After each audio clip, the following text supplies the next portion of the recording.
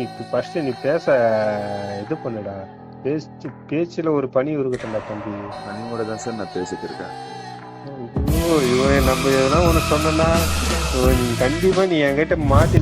இனி ரொம்பவே முக்கியமான டாப்பிக்கை பற்றி தான் பேச போகிறோம். தமிழ்நாடு போலீஸ்குள் நடக்கும் கரப்ஷன். இதை பற்றி யாருமே ஓப்பனாகவே பேசவே மாட்றாங்க. எங்கே பேசுனா அவங்க மேலே போய் ஏன்னா கேஸ் போட்டுருவாங்களோ பயத்துலேயே இருக்காங்க. ஒரு ஆர்ம்டு ஃபோர்ஸில் இருக்கிற என்னையே கரப்ஷன் பண்ண வைக்கிறாங்கன்னா ஒரு நார்மல் பப்ளிக் உங்களை என்னெல்லாம் பண்ண வைப்பாங்க. பொதுமக்கள்கிட்ட இருந்து எவ்வளோ காசு வாங்குவாங்க நீங்களே பார்த்துக்கோங்க. இன்றைக்கி என்னோட எக்ஸ்பீரியன்ஸை தான் அவங்கக்கிட்ட ஷேர் பண்ண போகிறேன்.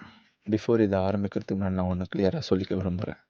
இப்போ நான் மொத்த ஃபோர்ஸையும் கிரிட்டிசைஸ் பண்ணல. ஒரு சிலரால் நான் மொத்த பேருக்குமே கெட்ட பேருன்னு தான் சொல்கிறேன். காக்கியில் இருக்கிற எல்லாரையும் நான் ரெஸ்பெக்ட் பண்ணுறேன். அவங்க தான் நம்ம கம்யூனிட்டியை காக்குறாங்களே. என்ன தான் நாங்களாம் பார்டரில் நக்சலோட ஃபைட் பண்ணாலும் நம்ம இங்கே வீட்டில் நிம்மதியாக தூங்குறதுக்கு காரணமே நம்ம காக்கி சட்டை தான். இப்போ நான் மொத்த ஃபோர்ஸையும் கிரிட்டிசைஸ் பண்ணல. ஒரு சிலர் தான் அவதான அந்த ஒரு சிலர் இருக்கிறதால தான் மொத்த ஃபோர்ஸுக்குமே கெட்ட பேர். அவங்கள பற்றி தான் இந்த வீடியோவில் நம்ம பார்க்க போகிறோம். இப்போ என் கதைக்கு வருவோம். 2023 நான் சிஆர்பிஎஃப்பில் ஜாயின் பண்ணுறேன். எங்கள் சிஆர்பிஎஃப் டிபார்ட்மெண்ட் வந்து ஒரு வெரிஃபிகேஷன் சர்டிஃபிகேட் கேட்பாங்க தமிழ்நாடு போலீஸ்கிட்ட இருந்து என்னை பற்றி. நான் நல்லவன் தானா, இல்லை என் மேலே எதனா கேஸ் இருக்கா, என் கேரக்டர் எப்படின்னு சொல்லிட்டு அவங்க ஒரு சர்டிஃபிகேட் தரணும். தமிழ்நாடு போலீஸ் வந்து எங்கள் டிபார்ட்மெண்ட்டுக்கு முதல்ல எங்கள் டிபார்ட்மெண்ட் தமிழ்நாடு போலீஸ்கிட்டேருந்து இந்த சர்டிஃபிகேட் கேட்பாங்க. தமிழ்நாடு போலீஸ் டிபார்ட்மெண்ட் என் டிஸ்ட்ரிக்டில் இருக்கிற எஸ்பிக்கு இந்த மெசேஜை ட்ரான்ஸ்ஃபர் பண்ணுவார். என் டிஸ்ட்ரிக்டில் இருக்கிற எஸ்பி என் வீட்டு பக்கத்தில் இருக்கிற போலீஸ் ஸ்டேஷனில் இருக்கிற இன்ஸ்பெக்டருக்கு இந்த மெசேஜை ட்ரான்ஸ்ஃபர் பண்ணுவார். அந்த இன்ஸ்பெக்டர் என் வீட்டுக்கு ஒரு ஹெட் கான்ஸ்டபிள் அனுப்பி அந்த வெரிஃபிகேஷன் பண்ணணும். பட் அவங்க அதை செய்யலை. என் கூட ட்ரைனிங் பண்ணவங்க எல்லாருக்குமே அந்த போலீஸ் வெரிஃபிகேஷன் முடிந்தது. எனக்கு மட்டுமே இது முடியல. அப்பயே எனக்கு புரிஞ்சிச்சு நம்மக்கிட்ட ஏதோ ஒன்று கறக்க போகிறாங்கடா. ஒரு நாள் எனக்கு கால் பண்ணுறாங்க, தம்பி ஸ்டேஷன் வரைக்கும் கொஞ்சம் வாங்க, உங்ககிட்ட ஒரு வெரிஃபிகேஷன் பண்ண வேண்டியது இருக்குது. பாயிண்ட் நம்பர் 1, என் மேலே யாரோ கேஸ் கொடுத்த மாதிரியும் அதை அவங்க விசாரிக்கிற மாதிரியும் எனக்கு ஃபோன் பண்ணி ட்ரீட் பண்ணாங்க. முதல்ல அவங்க தான் வந்து நம்மக்கிட்ட வெரிஃபிகேஷனே வாங்கணும். நம்ம எதுக்கு போலீஸ் ஸ்டேஷனுக்கு போகணும்? சரி, நானும் அவங்களுக்கு ஒர்க் ப்ரெஷர் அதிகமாக இருக்குங்க, சரி நம்மளே போயிடுவோம், நமக்கு தானே வேலை ஆகணும் சொல்லிட்டு நானும் போயிட்டேன். எல்லா டாக்குமெண்ட்ஸும் எடுத்துகிட்டு ஜெராக்ஸ்லாம் எடுத்துகிட்டு நானும் போலீஸ் ஸ்டேஷனுக்கு போனேன். அங்கேயும் அவங்க ஒரு 2 பேர் இருந்தாங்க ஆஃபீஸில். எல்லா டாக்குமெண்ட்ஸும் வாங்கிட்டு, சரி தம்பி ஸ்டேஷன் செலவுக்கு காசு கொடுங்க அப்படின்னு கேட்டாங்க. சரி நான் காசு கேட்குறாங்களே நம்ம கொடுத்துருவோம் சொல்லிட்டு நாங்கள் பார்த்தா என்கிட்ட காசு இல்லை கையில். சார் நான் வேணால் ஜிபே பண்ணிவிட்டு வான்னு கேட்டேன்.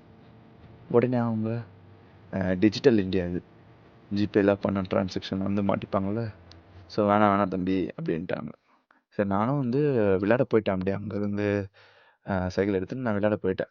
ஒரு 6 மணி போல் விளையாடி முடிச்சுட்டு என் பைக்லேருந்து என் ஃபோன் எடுத்து பார்த்தா 3 மிஸ்டு கால். பார்த்தா போலீஸ் ஸ்டேஷன்லேருந்து வந்துடுது. நானும் திரும்பி ஃபோன் பண்ணி பார்த்தேன். முதல்ல குமரேசா பேசுகிறதுன்னு கேட்டாங்க. ஆமாம் சார், குமரேஸ் தான் பேசுகிறேன். திடீர்னு கோவத்தோட, என்னப்பா நீ பாட்டுன்னு எல்லா டாக்குமெண்ட்ஸும் கொடுத்துட்டு நீ பாட்டுன்னு போயினே இருக்கிற, சைன் யார் உங்கள் அப்பா நான் வந்து போடுவான்னு சொல்லிட்டு ஒரு மாதிரி கோவமாக பேசினாங்க. பாயிண்ட் 2, இங்கே அவர் சைக்காலஜி வார் ப்ளே பண்ணுறாரு. என் மேலே தான் தப்புன்ற மாதிரி அவர் கோவமாக பேசி முடிச்சிட்டாரு. சரி நானும் ஃபோனை வச்சுட்டு உடனே அப்போவே கிரவுண்ட்லேருந்து ஸ்ட்ரைட்டாக போலீஸ் ஸ்டேஷனுக்கு போயிட்டேன். போலீஸ் ஸ்டேஷனுக்கு போய் பார்த்தா மறுபடியும் அதே ஆள் தான். என்ன சார் நீங்கள் தான் எல்லா டாக்குமெண்ட்ஸும் வாங்கிட்டு போவீங்க, அதெல்லாம் வேணான்னு சொல்லிட்டு இப்போ என்ன சார் நீங்களே ஃபோன் பண்ணி சைன் போடுங்க அப்படின்னு கூப்பிட்றீங்கன்னு கேட்டேன்.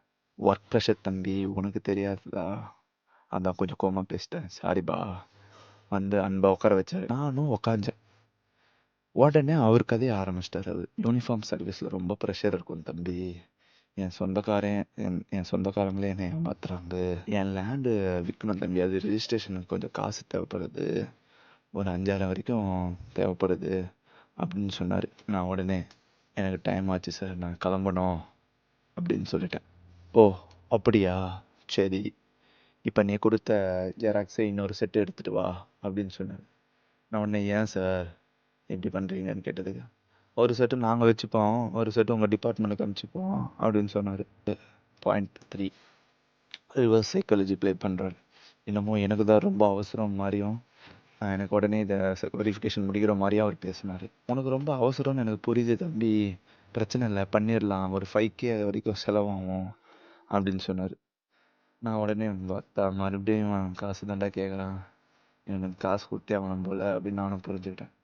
நான் உடனே சார் என்னால் அவ்வளோலாம் கொடுக்க முடியாது, என்னால் முடிஞ்ச அளவுக்கு மட்டும் முடிஞ்ச அளவுக்கு நான் கொடுக்குறேன் சார் அப்படின்னு நானும் ஒத்துருந்தேன். போயிட்டு எல்லாத்தையும் ஜெராக்ஸ் எடுத்துகிட்டு வந்து அந்த பேப்பரோட எல்லா பேப்பரும் ஜெராக்ஸ் எடுத்துகிட்டு வந்து ஒரு 200 அப்படி வச்சேன். அப்போ அந்த ஆஃபீஸில் ஒரு லேடி கான்ஸ்டபிளும் ஒரு சிவிலியன் லேடியும் இருந்தாங்க. அவங்க முன்னாடி அதை போய் கொடுத்தேன் நான்.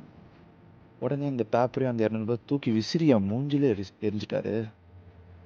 என்னை பார்த்தா என்ன உங்களுக்கு பிச்சைக்கார மாதிரி தெரிதா, 200 ரூபாய்க்கு பிச்சை எடுக்கிற மாதிரி தெரிதா, நீ என்ன அவ்வளோ பெரிய ஆளா, நீ எப்படி வெரிஃபிகேஷன் வாங்கிடுவேன் நான் பார்க்குறியான்னு அப்படியே என்கிட்ட சவால் விட்டு அதை என் மூஞ்சில் வேறு எரிஞ்சார். அந்த இதில் லேடி கான்ஸ்டபிளில் நான் பார்த்து சிரிச்சுனே இருந்தேன். சரி நானும் அதெல்லாம் பொறுக்கிட்டு வீட்டுக்கு வந்துட்டேன். எனக்கு சரியான கோவம். 1 வருஷம் நானே அந்த நக்சல் ஏரியாவில் சவுறு தண்ணி இல்லாமல் கஷ்டப்பட்டு சண்டை போட்டு வந்துட்டு லீவில் காய்ச்சி கொஞ்சம் நிம்மதியாக இருக்கலாமேன்னு, கொஞ்சம் பீஸாக இருக்கலாமேன்னு பார்த்தா இங்கேயும் இவனுங்களை மாதிரி ஆளுங்களா டார்ச்சர் பண்ணுறேன். என்ன தான் பண்ணுறது நான்? சரின்னு சொல்லிட்டு ஒருத்தவங்களை பார்த்துக்கலாம் சொல்லிட்டு நான் தூங்கிட்டேன் நல்லா. நைட்டு ஒரு 11 மணிக்கு கால் வருது.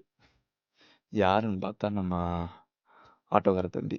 இந்த இந்த ஆடியோ நீங்களே கொஞ்சம் கேளுங்களேன். அதுக்குள்ள தூங்கிட்டா? உடம்பு சரியில்லை சார், அப்படியே வர முடியலையா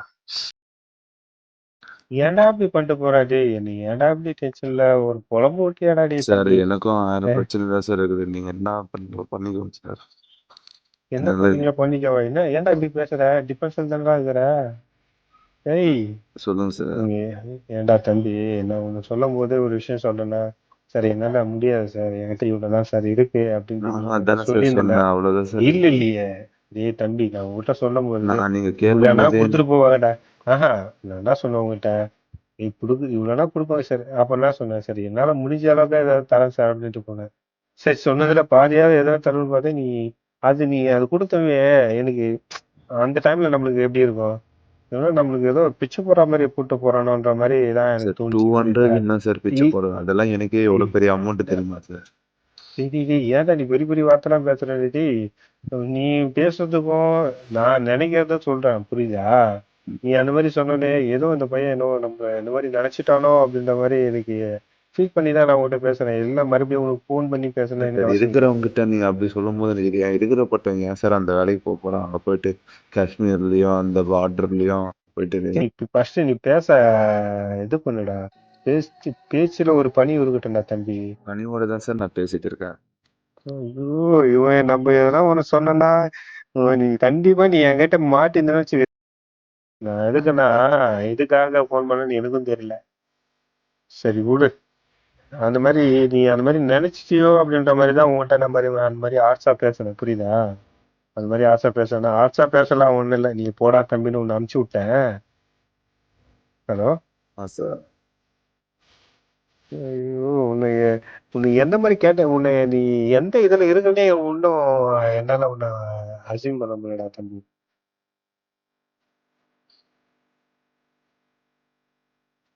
ஹலோ. சொல்லுங்க சார்.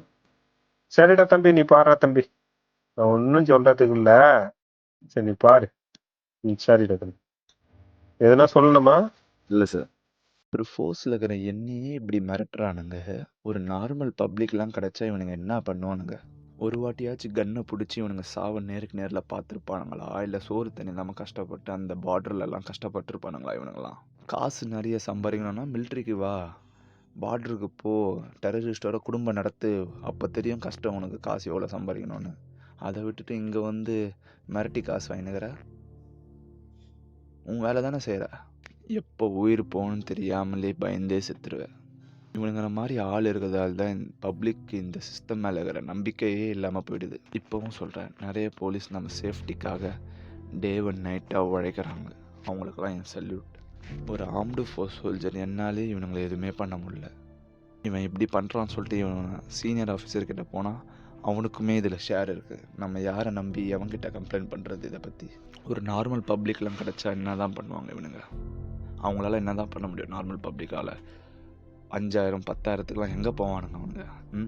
உங்களுக்கு இந்த மாதிரி எதனா நடந்ததுன்னா அது உங்களுக்குள்ளேயே வச்சுக்காதீங்க. அது உங்களுக்கு கஷ்டம்தான். தயவுசெய்து அதை கமெண்ட் செக்ஷனில் அதை கமெண்ட் பண்ணுங்கள். யாருன்னா அதை பார்த்து படிச்சுட்டு, இவங்களுக்குலாம் இந்த மாதிரி நடந்திருக்கா, நம்ம கொஞ்சம் உஷாராக தான் இருக்கணும், அட்லீஸ்ட் அவங்களுக்காச்சும் இது நடக்காமல் இருக்கும்.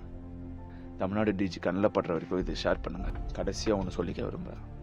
இப்போ அவனை மாதிரி நானும் காசுக்கு ஆசைப்பட்டு பார்டர்லேருந்து டெரரிஸ்ட் எல்லாம் காசு வாங்கி உள்ளே விட்றேன். என்ன நடக்கும்?